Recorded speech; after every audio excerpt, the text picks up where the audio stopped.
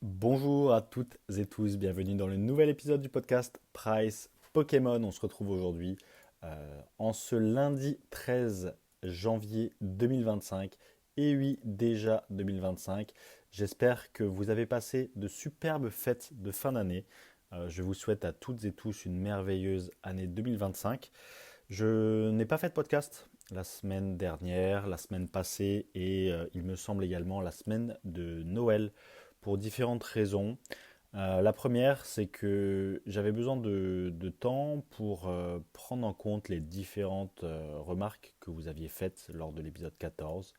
Voilà, pour ceux qui suivent la chaîne, pour ceux qui sont assidus et pour toutes les personnes qui globalement euh, ont pris le temps de commenter, que je remercie particulièrement et qui m'ont fait des retours sur comment améliorer le podcast, ce que vous vouliez entendre un petit peu plus en particulier, puisque comme vous le savez, nous sommes quand même un podcast extrêmement niche.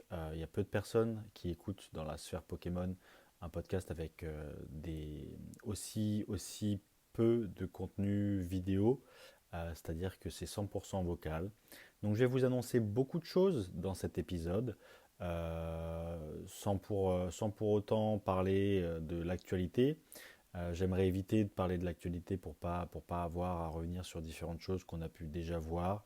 Je pense d'ailleurs que le climat ambiant dans Pokémon participe également à mon manque d'envie de parler, de faire le podcast. Je vous dis la vérité, j'aurais vraiment dû vous faire un podcast entre Noël et Nouvel An.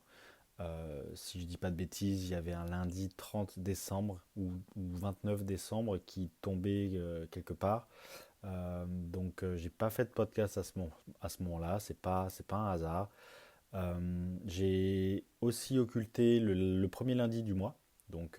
C'était forcément 6 jours avant, donc 7 jours avant, si je dis pas de bêtises, le 6, oui c'est ça.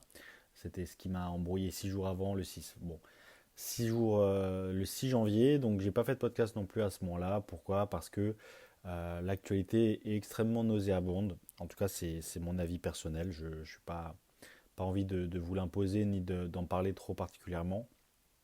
Mais quand même, on reviendra peut-être à divers moments une fois que j'aurai terminé de vous parler de cet épisode et de l'année 2025, de ce qu'il faudra attendre de cette année 2025, en tout cas pour ma part, tout en, encore une fois, en vous souhaitant le meilleur. Et j'ai besoin d'avoir vos retours sur vos projets de nouvelle année 2025. Écrivez-moi un commentaire si vous ne l'avez pas fait pour vous, si vous ne gardez pas des notes, si vous ne gardez pas des souvenirs, ne serait-ce que dans votre vie ou pour la collection. Eh ben faites cet exercice avec moi aujourd'hui. Écrivez-moi dans les commentaires quels seraient vos objectifs pour l'année 2025 à venir.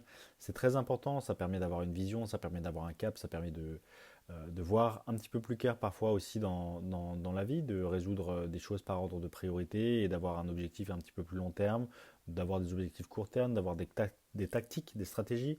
Voilà, c'est un petit exercice sympa que je vous recommande. N'hésitez pas à rejoindre le Discord, c'est un exercice qu'on fait chaque année depuis 4 ans maintenant et c'est ultra intéressant d'avoir année après année les messages des différents membres qui font un retour sur ce qu'ils s'étaient promis pour la collection lors de l'année 2023, 2022, 2024 et d'avoir ensuite la rétrospective sur 2025, d'avoir le même message dans une autre temporalité de la même personne que vous êtes dans un espace-temps différent. Une année après, c'est très malin, c'est très marrant, c'est un exercice super important. Pourquoi je dis malin? Parce que ça permet réellement de garder une trace.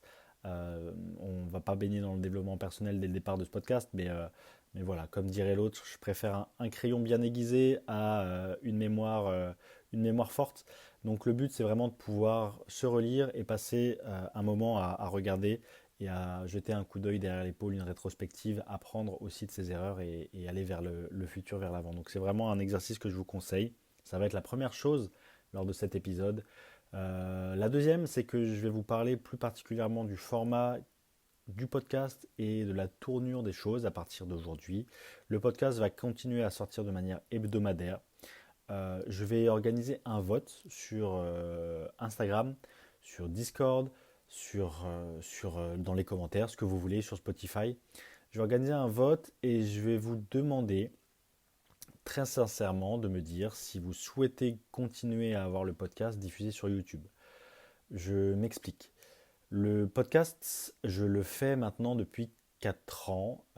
C'est la quatrième saison. On est à l'épisode 15 aujourd'hui.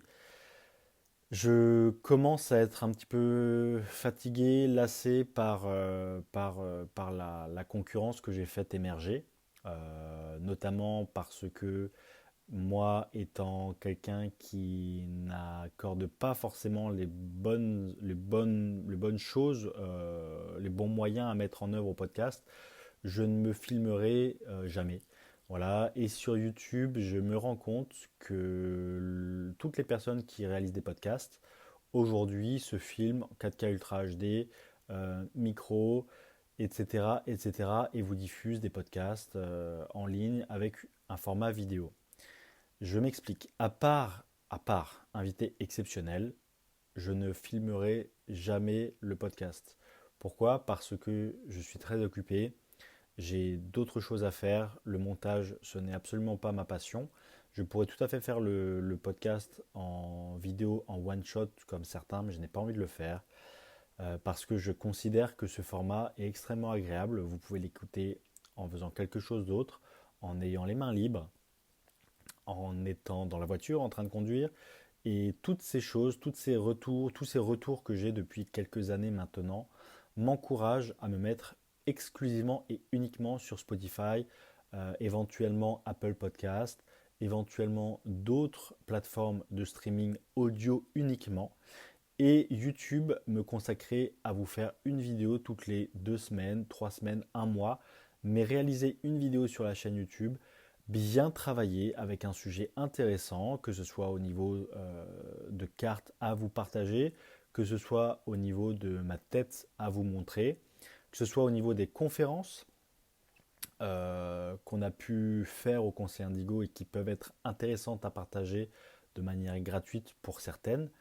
L'immense majorité seront bien entendu payantes, mais pour le moment, j'ai ce contenu encore en ma possession. Je ne sais pas encore exactement comment je vais le diffuser, mais vous avez compris l'idée. L'idée, ce serait de garder un format 100% audio, à être le seul et unique podcasteur français Pokémon sur Spotify.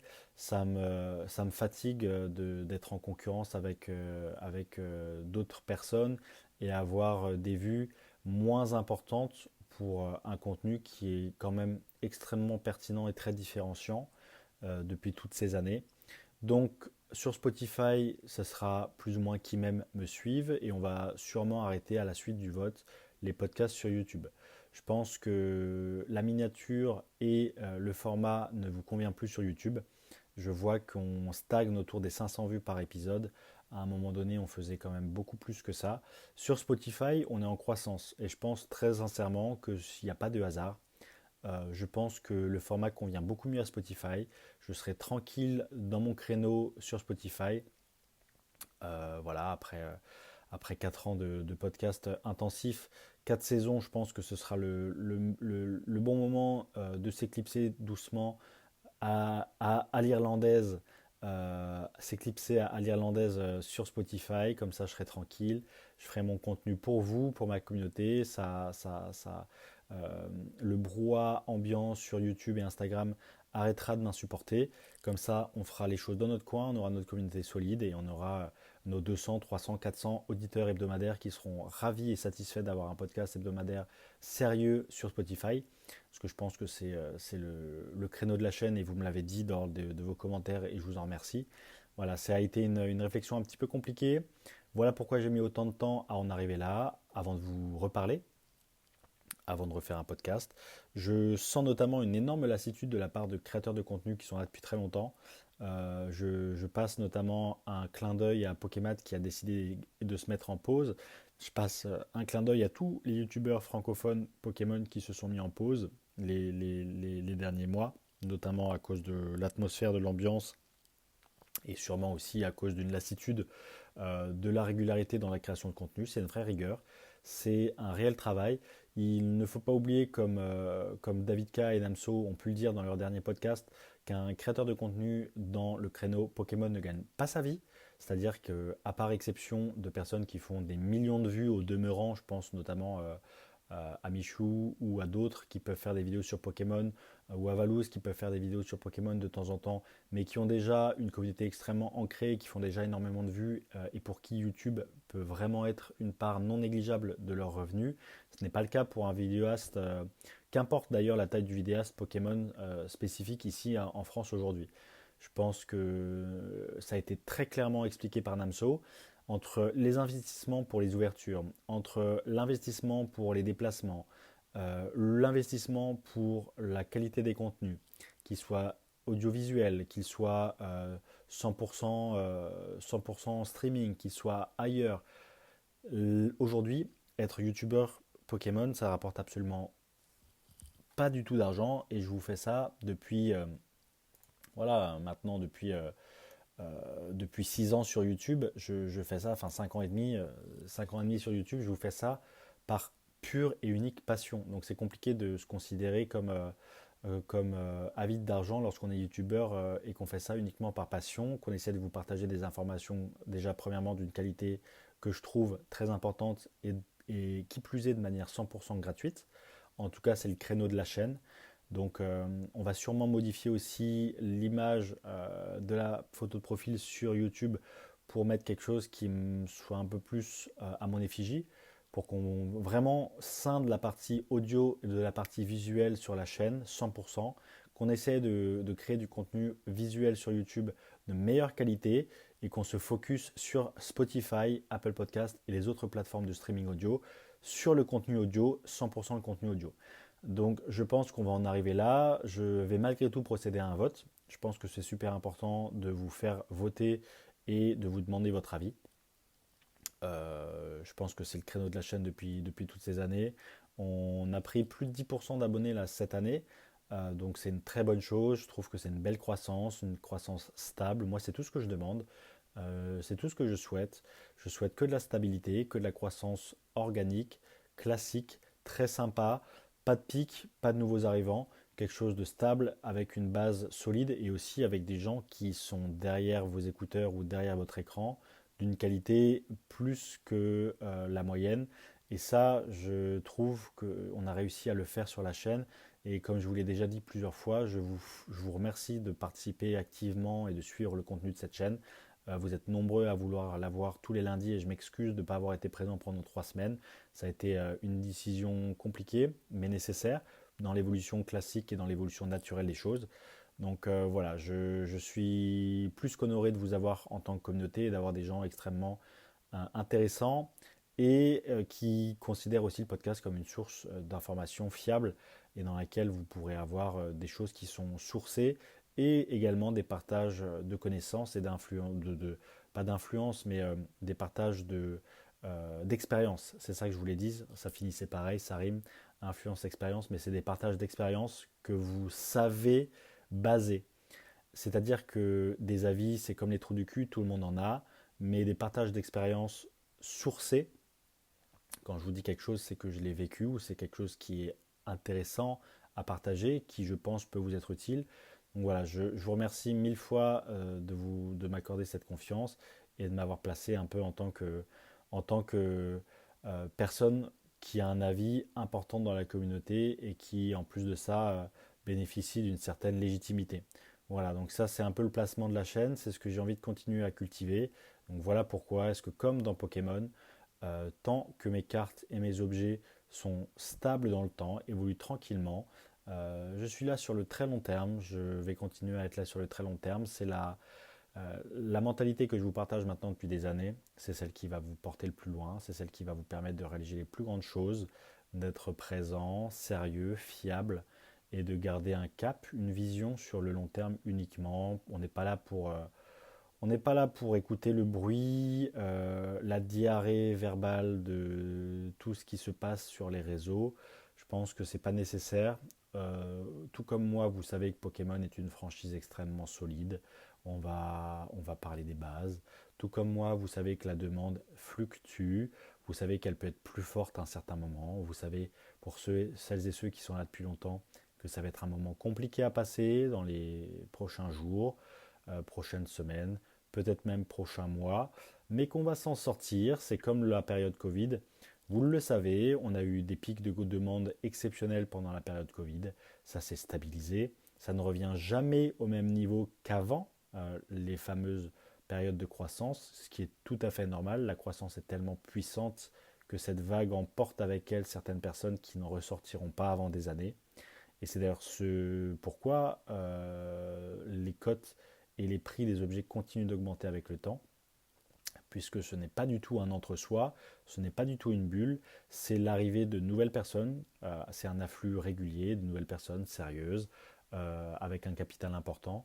Et on y reviendra parce que j'en ai aussi marre d'entendre l'excès inverse, c'est-à-dire d'entendre des personnes pleurer parce que, alors, soit de bonne foi, en disant que c'est hors de prix, que les boosters vendus d'évolution prismatique sont hors de prix, soit de dire la demande actuelle est une bulle spéculative, ce qui n'est pas le cas. Je rebondis encore une fois sur le podcast, sur les différents podcasts que j'ai pu écouter.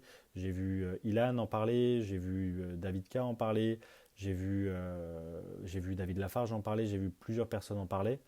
Euh, Personnellement, je trouve qu'il faut arrêter les comportements moralisateurs, qu'importe le camp dans lequel on se place. Je trouve que aujourd'hui, dans le monde dans lequel on vit, c'est quand même étonnant de s'apercevoir que des gens ont un portefeuille et la possibilité, les moyens de réaliser des coups de carte bleue, que ce soit sur Graded Card Center, ou là pareil, je ne vais pas commencer à citer toutes les stories que j'ai pu voir de toutes les personnes qui commençaient à traiter l'acheteur d'abruti, mais à un moment donné, chacun est libre de son budget. Il y a des grandes personnes dans Pokémon. 2700 € pour une carte, c'est cher. C'est pas parce que vous pouvez pas vous le permettre que vous devez entre guillemets mettre sur l'épaule des autres votre propre incapacité à réaliser certaines choses. Si la personne elle veut mettre un coup de carte à 2700 € pour avoir un des deux seuls exemplaires de Pikachu PSA 10 gradé disponible sur le marché à l'instant T, eh bien écoutez, à ce moment-là, c'est comme ça, c'est quelque chose qui est capable de se produire, ça se produira de plus en plus dans Pokémon dans les années à venir. Il faut se rendre compte que ce milieu est également un milieu d'investisseurs, bien qu'il y ait énormément de collectionneurs qui sont la base de tout cet environnement. Sur le long terme et dans le futur, on va avoir de plus en plus de gros portefeuilles arriver. Je ne vous annonce pas que le Blizzard d'édition 1 sera facile à collectionner, c'est quelque chose de tout à fait logique. Je vous annonce juste que vous n'êtes pas prêt pour les personnes et les structures et l'argent existant dans ce monde qui un jour va se pencher sur la question des cartes Pokémon. Pour le moment et depuis 2021, je vous l'ai déjà dit, on joue avec des billes. Le jour où des gens sérieux vont arriver dans le marché, ce sera plus du tout la même chose. Que ça vous plaise ou que ça ne vous plaise pas, c'est pas la question et c'est tout le débat justement de fond sur cette moralisation permanente qui est la doxa en France de manière un petit peu plus générale, où on stigmatise les gens qui ont de l'argent, où c'est normal d'avoir une estime de soi basse, où c'est normal de faire sans arrêt amende honorable quand on a un petit peu, un tant soit peu, travaillé dur et qu'on a certaines valeurs, notamment la valeur travail, qui nous a permis de nous élever un petit peu plus socialement. La France est effectivement le dernier pays communiste d'Occident, donc ça ne m'étonne pas que ça puisse étonner certains, notamment quand la doxa ambiante veut qu'on soit dans une médiocrité et dans un plus bactère sans arrêt, c'est-à-dire que il faut surtout pas s'élever par rapport aux voisins, sinon on va se faire dénoncer. Moi personnellement, je ne partage pas du tout ces opinions, pour différentes raisons d'ailleurs, parce que j'ai sûrement eu la chance de voyager, ce qui n'est pas le cas de tout le monde, parce que j'ai sûrement eu la chance de voir différentes personnes, des chefs d'entreprise, des salariés, des riches, des moins riches, des SDF, des milliardaires. J'ai pu voyager dans différents pays, ce qui m'a aussi permis de voir le monde sous différentes facettes, ce qui n'est pas forcément le cas de tout le monde. Quand on est franco-français, je ne peux pas vous en vouloir. Forcément, c'est compliqué d'avoir un état d'esprit différent. Mais j'espère que sur la chaîne et toutes les personnes qui m'écoutent aujourd'hui n'ont pas cette rage intérieure et ce dégoût pour les personnes qui ont un tant soit peu réussi ou qui ont de l'argent. Parce qu'en fait, sans ces personnes-là, il n'y a pas de système de sécurité sociale, il n'y a pas votre chômage qui est payé, il n'y a pas votre RSA qui est payé, il n'y a pas vos dépenses d'éducation pour vos 45 gosses et les APL qui vont avec.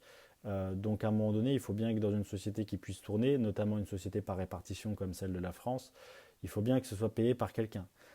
Ça ne va pas être payé par nos parasites préférés que sont la classe politique, puisqu'ils défendent leurs propres intérêts et comme vous n'êtes pas censé savoir, ils ne payent absolument pas d'impôts en France.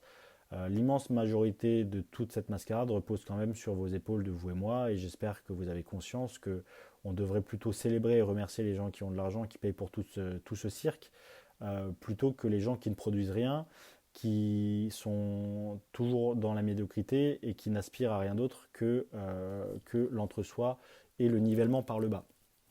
Donc déjà ça c'est la première chose. Et la deuxième des choses, c'est que c'est la même chose pour les boosters évolution prismatique. C'est pour moi une aberration d'avoir des objets disponibles avant la date de sortie officielle. Je ne sais pas qui a blâmé. Sûrement, encore une fois, la mauvaise vision de l'argent, le gain et le profit à tout prix, du tomber du camion, du je vais me faire du business sur le dos de telle ou telle personne. Ça, c'est encore une vision différente de la chose. Il y a une morale et il y a je dirais, une retenue à avoir, si vous préférez. Il y a une certaine classe à avoir que pas tout le monde n'a malheureusement, puisque c'est aussi ça qui pose problème et qui en France on n'est plus capable de faire la différence entre quelqu'un honorablement qui a honorablement bien gagné sa vie, qui a de l'argent, qui est libre de ses choix, de ses décisions et qui en accepte et qui en assume les conséquences, et les personnes sans classe, sans morale et qui effectivement ont l'argent, qui n'ont que l'argent à la bouche et qui sont tout à fait détestables. Donc c'est toujours les deux choses qui sont à prendre en compte. Et là, en l'occurrence, je ne sais pas qui blâmer, mais d'avoir des produits, des exclusivités mondiales à tout va, alors que la sortie pour le grand public est censée être le 17 janvier ou le 16 janvier, que sais-je. Ça me fait ni chaud ni froid. La seule chose, c'est que je trouve ça vraiment hallucinant d'avoir des objets autant à l'avance. Ce n'est absolument pas normal. Et donc, pour le coup, je rejoins le dégoût que certaines personnes ont pu avoir. Simplement, je le redis, si des personnes sont dans la capacité de s'offrir des boosters à 90, 100 euros, c'est leur dos. C'est quand même fou de sans arrêt vouloir parler sur telle ou telle chose qui s'est produite. À un moment donné, il va falloir se comporter comme un adulte aussi responsable et ne pas l'ouvrir sans arrêt. Voilà, donc l'ambiance Pokémon actuelle, elle participe aussi à mon ras-le-bol. C'est qu'en fait, j'ai l'impression, à l'aube de mes 29 ans et l'année prochaine de mes 30 ans, de faire partie d'un marché de gamins. Alors qu'on est censé, à nos âges, de s'être responsabilisé un minimum. Et je trouve ça ridicule d'avoir sans arrêt des personnes qui commentent la pluie et le beau temps. Surtout que, je le répète, des avis, c'est comme les trous du cul, tout le monde en a un. C'est pas parce que vous êtes là en train d'insulter, ça vous fait du bien, c'est un exutoire d'insulter quelqu'un qui a dépensé 2700 euros pour une carte, que ça va changer quoi que ce soit dans votre vie. À un moment donné, il faut prendre des actions. Peut-être qu'un jour, en accumulant les efforts, vous aurez les moyens de faire ce genre de choses. Et là, vous comprendrez. Vous comprendrez qu'il y a certaines personnes qui n'ont pas de temps à perdre.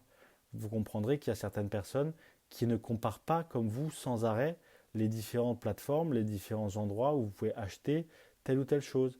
Donc il faut arrêter de stigmatiser les gens qui ont les moyens, il faut stigmatiser les gens qui ont les mauvaises intentions. C'est-à-dire que, je le répète, quelqu'un qui a l'argent mauvais, qui ne pense qu'à ça et qui veut arnaquer les gens et qui n'a pas la classe et la retenue nécessaire d'un homme d'affaires qui se respecte, je peux comprendre que vous ayez du mal avec lui parce qu'il y a une certaine retenue à avoir, il y a une certaine classe à avoir lorsqu'on parle d'argent. Par contre, quelqu'un qui a visiblement les moyens, qui a possibilité d'acheter différents objets, hein, parce que là, franchement, on est en train de tourner en rond sur le Pikachu d'étincelles déferlantes, mais il y a différentes transactions qui ont pu avoir lieu ces derniers temps, comme des Levenard PSA 10 qui se sont vendus à 50 000 euros. Il y a encore des display sets de base qui se vendent à 40, 38, 39, 40 000 euros. Il y a des gens qui effectivement investissent dans Pokémon, qui achètent des Dracofeu sets de base PSA 10 aux alentours de 35, 40 000 euros. Donc voilà, il faut remettre aussi les choses en perspective. Je sais que ça peut vous paraître choquant pour certains. Il faut respecter l'argent, mais il faut aussi respecter les gens. Et je trouve que on manque de plus en plus de respect dans notre société. Et c'est pas moi qui vais faire le moralisateur. Je m'en fous. Je décris ce qui se passe et je décris ce qui me gonfle personnellement dans Pokémon. Et je vous partage une certaine vision des choses qui peut-être va vous permettre de de vous élever et de penser autrement. Il y a bon nombre de philosophes de l'Antiquité qui disaient que respecter la parole de quelqu'un sans pour autant être d'accord, c'est l'accomplissement ultime de l'homme.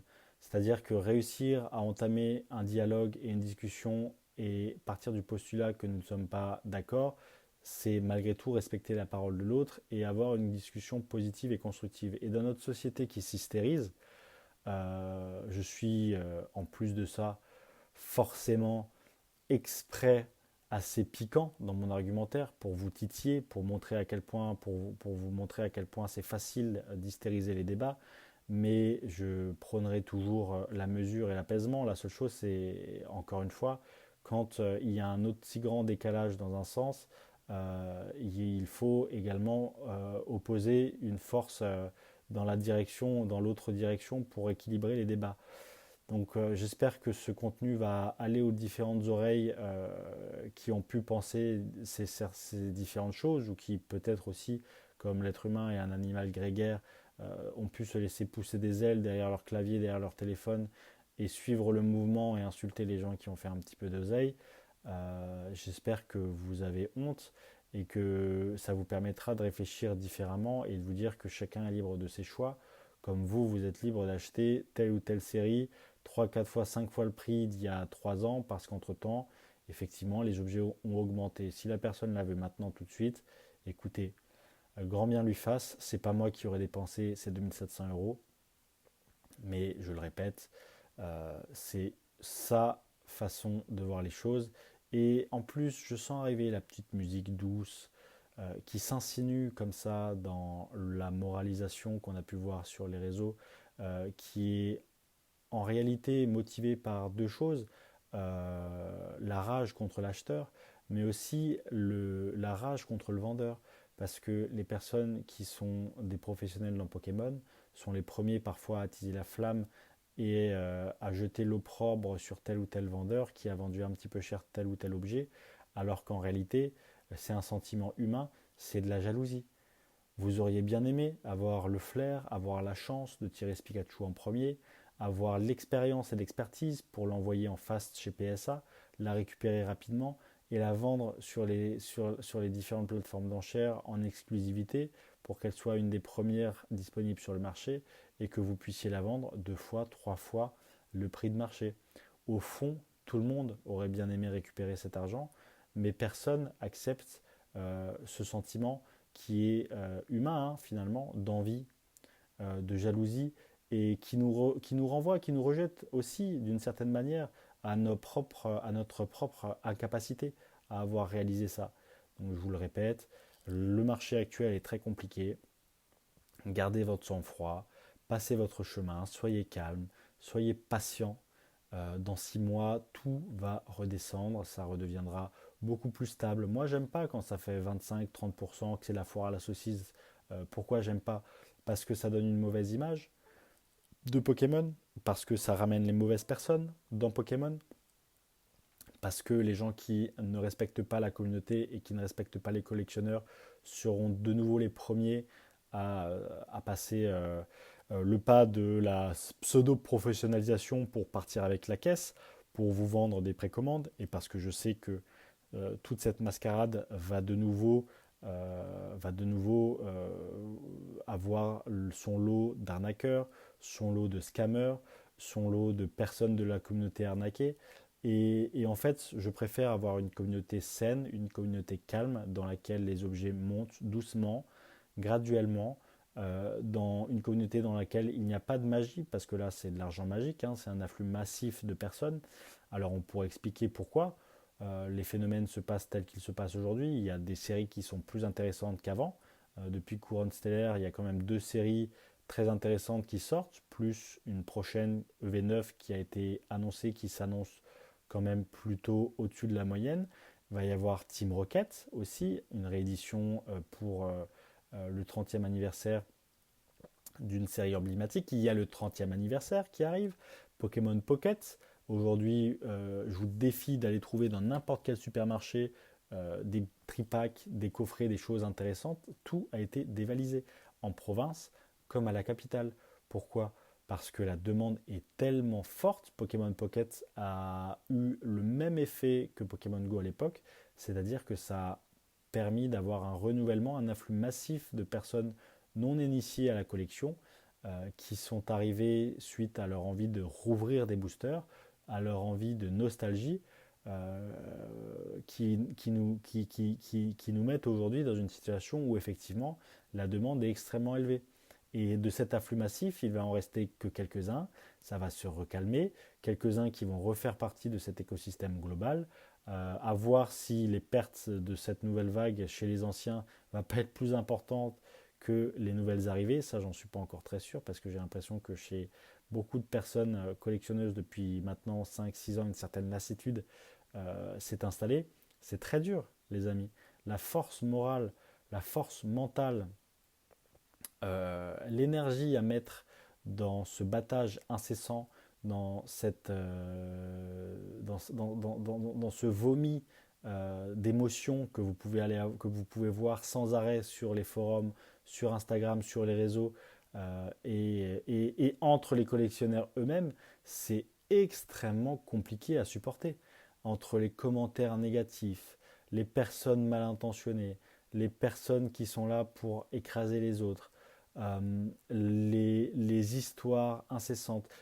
Ça faisait longtemps que je n'avais pas parlé d'actualité dans les podcasts parce que c'était très, très calme, mais là c'est bien, c'est bien, c'est bien, c'est bien. Ça me permet de remettre un petit peu ma façon de voir les choses différente des autres au milieu du village. Ça va vous permettre un petit peu de vous faire souffler sur les avis, les différents avis convergents qu'on a ces derniers temps, et également un conseil, vraiment un conseil pour votre santé mentale. Essayez de couper un maximum avec votre téléphone, coupez Instagram, coupez vos notifications Discord, coupez Facebook, faites des vraies choses, sortez du monde uniquement et exclusivement Pokémon, parce que sinon, je vous l'annonce, vous allez être rincé. Le nombre de mes compagnons d'armes d'il y a 7-8 ans qui ont arrêté ou qui se sont éloignés, vous n'avez même pas idée.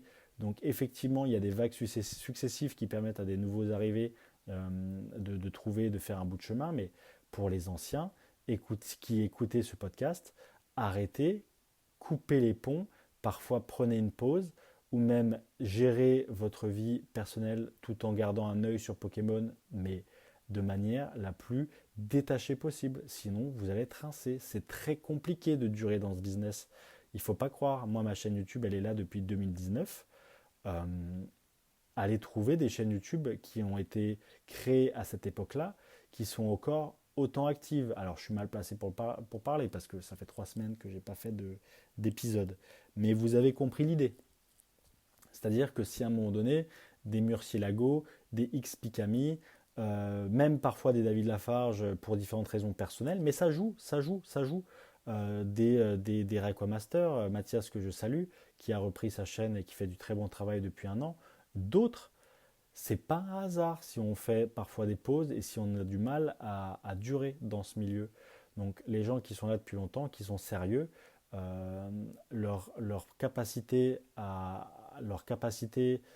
être encore présent, à être résilient, à vous proposer du contenu de qualité et en plus à être sérieux et fiable depuis des années, ça se célèbre. C'est ces personnes-là qu'il faut célébrer, c'est pas les nouveaux arrivants qui durent 6 mois, un an, qui font des étoiles filantes, qui partent avec la caisse parfois, ou alors qui tout simplement abandonnent au bout d'un an parce que c'est pas si évident que ça. Donc ça, c'est des choses, c'est des valeurs, c'est des choses à mettre en avant et qui sont malheureusement aujourd'hui dans cette culture de l'instant, qui sont pas du tout célébrées et qui sont plus du tout mis en avant. Il y a une certaine, encore une fois, une certaine retenue à avoir, une certaine classe, un certain respect pour plein de choses, une certaine détermination à avoir, une flamme qui ne doit pas s'éteindre. Mais c'est dur, je vous le dis, c'est dur. Je vous le dis, c'est dur. On a très peu, en tout cas sur la chaîne francophone dans Pokémon et particulièrement sur ce créneau qui est très, très pointu, très spécifique et d'une certaine manière aussi très haut de gamme. Parce qu'on organise un séminaire assez haut de gamme avec Anthony, avec le conseil Indigo. Je vous propose des cartes très haut de gamme, très vintage. On est très peu reconnu. C'est très dur. On n'a pas de soutien. Personne ne nous fait des fleurs. Je m'en fous que telle ou telle personne fasse un podcast et dise que c'est le premier à avoir inventé l'eau chaude. Ça ne m'intéresse pas, ça ne me fait ni chaud ni froid. Mais il faut le comprendre. Il faut se mettre à la place de la personne qui est là depuis 6 ans, qui fait le travail, qui est en place, qui vous propose du contenu de qualité. Et je peux parler de tout un tas de personnes. Il y a tout un tas de chaînes YouTube qui sont là depuis beaucoup, beaucoup, beaucoup plus longtemps que moi, qui ont pu d'ailleurs être arrêtés entre-temps, mais il y a des gens qui ont été là bien avant tout le monde. Et ça se célèbre, et c'est ça qui est parfois compliqué dans cette culture, encore une fois, de l'instant, c'est que dans Pokémon, avec la demande actuelle, parfois, eh bien, les nouveaux arrivants sont les premiers, les derniers sont les premiers, comme on dit. Ça peut arriver, sauf qu'à la fin de l'histoire, je peux vous annoncer que dans 15 ans, la personne qui aura gardé ses positions, qui aura maintenu son cap, qui aura gardé sa vision, qui aura su rester calme, qui aura su faire abstraction des bruits, qui aura su faire abstraction des crabes qui vous tirent vers le bas, ces personnes-là, c'est elles qui s'en sortiront le mieux.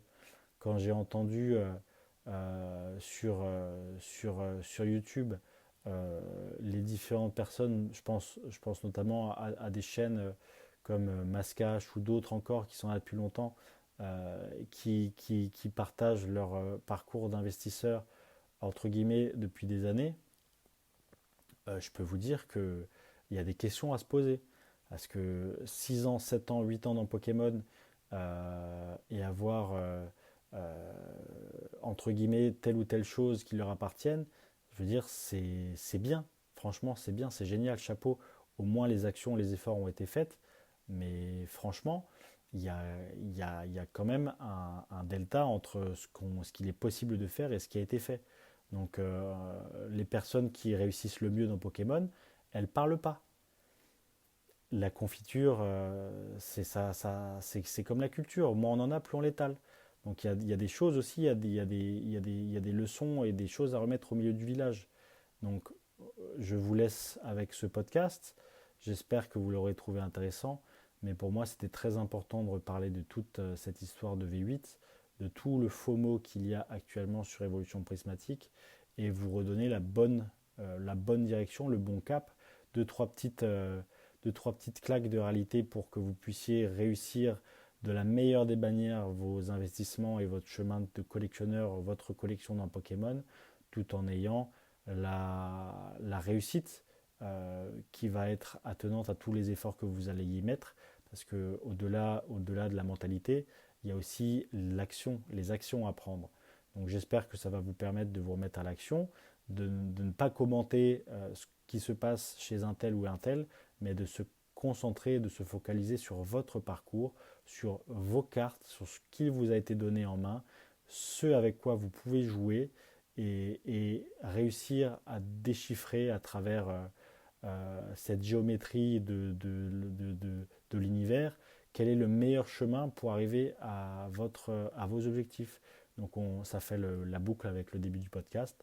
Je vous enjoins très fortement à participer au vote que je vais réaliser, à rejoindre le Discord pour partager vos objectifs de l'année 2025, que vous allez pouvoir vous relire à vous-même 1er janvier 2026, que vous allez pouvoir relire à vous-même 1er janvier 2027, et vous allez pouvoir voir là où vous en étiez et là où vous pouvez aller, et réaliser également cet exercice dans les commentaires YouTube. Ce sera extrêmement sympathique puisque ça risque d'être, encore une fois, comme je vous l'ai dit, le dernier épisode sur YouTube, puisqu'à partir du vote, si le vote est concluant, Nous allons migrer complètement sur Spotify pour être tranquille et faire les choses dans notre coin là-bas, pour toucher peut-être aussi un public différent de Pokémon uniquement, et puis pour garder YouTube au format vidéo. Voilà les amis, en tout cas j'espère que vous avez apprécié cet épisode. Il est dur, je sais, c'est dur, c'est pas simple. Voilà ma vision des choses à l'heure actuelle. Voilà ce que je vous conseille de faire. Vous êtes tous libres de vos choix. L'important, c'est d'assumer, c'est simplement ça. En attendant, portez-vous tous très bien. N'hésitez pas à rejoindre le Discord Instagram, à vous abonner et à vous abonner également sur Spotify pour avoir toutes les futures notifications. En attendant, prenez soin de vous et à la prochaine. C'était Price. Ciao, ciao tout le monde.